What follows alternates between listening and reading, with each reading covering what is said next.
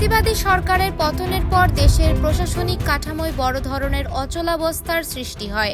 বিশেষ করে স্থানীয় সরকার মন্ত্রণালয় ও এর অধীনস্থ প্রতিষ্ঠানগুলো, জেলা পরিষদ, জেলা প্রশাসন সহ বিভিন্ন সংস্থার মধ্যে কার্যত যোগাযোগ বিচ্ছিন্ন হয়ে পড়ে। ফলে মাঠ পর্যায়ের উন্নয়ন কার্যক্রমে স্থবিরতা দেখা দেয়। এই প্রেক্ষাপটে গত 12 ফেব্রুয়ারি অনুষ্ঠিত ত্রয়োদশ জাতীয় সংসদ নির্বাচনে জনগণের রায়ে সরকার গঠন করে বাংলাদেশ জাতীয়তাবাদী দল বিএনপি। নতুন সরকার দায়িত্ব গ্রহণের পর স্থানীয় সরকার ব্যবস্থাকে পুনর্গঠন ও শক্তিশালী করতে নেয় একাধিক উদ্যোগ। প্রধানমন্ত্রী তারেক রহমানের নির্দেশনায় বিএনপির মহাসচিব মির্জা ফখরুল ইসলাম আলমগীরকে স্থানীয় সরকার মন্ত্রণালয়ের মন্ত্রীর দায়িত্ব দেওয়া হয়। একই সঙ্গে বগুড়ার শিবগঞ্জ আসন থেকে নির্বাচিত সংসদ সদস্য মীর শাহী আলমকে প্রতিমন্ত্রী হিসেবে নিয়োগ দেওয়া হয়।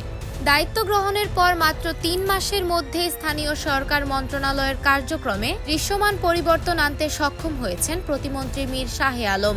মাঠ পর্যায়ে সরকারি প্রতিষ্ঠানগুলোর সাথে সমন্বয় জোরদার করে তিনি উন্নয়ন কর্মকাণ্ডে নতুন গতি এনেছেন বলে সংশ্লিষ্টরা জানিয়েছেন। বিশেষ করে জেলা প্রশাসন, স্থানীয় পরিষদ ও অন্যান্য দপ্তরের সাথে সমন্বিতভাবে কাজ করে সারা দেশে উন্নয়ন কার্যক্রম পুনরুজ্জীবিত করার ক্ষেত্রে তার নেতৃত্ব ইতোমধ্যেই প্রশংসা কুড়িয়েছে।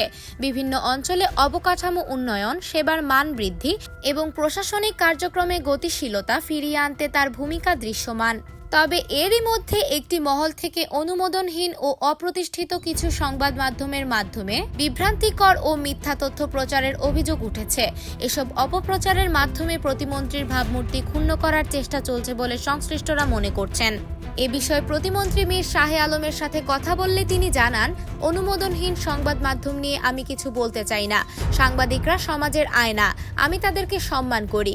এসব মিথ্যাচার করে কোনো লাভ নেই। এখন দেশের মানুষ অনেক সচেতন, তারা কাজ চায়, উন্নয়ন চায়। এসব অপপ্রচার নিয়ে মানুষ ভাবে না। বিশ্লেষকরা বলছেন, নতুন সরকারের অধীনে স্থানীয় সরকার ব্যবস্থার এই দ্রুত পুনরুদ্ধার এবং মাঠ পর্যায়ে সক্রিয়তা দেশের উন্নয়ন ধারাকে আরও শক্তিশালী করবে। আর সেই পথ চলায় প্রতিমন্ত্রী মীর শাহী আলমের নেতৃত্ব ইতোমধ্যেই একটি গুরুত্বপূর্ণ ভূমিকা রাখছে।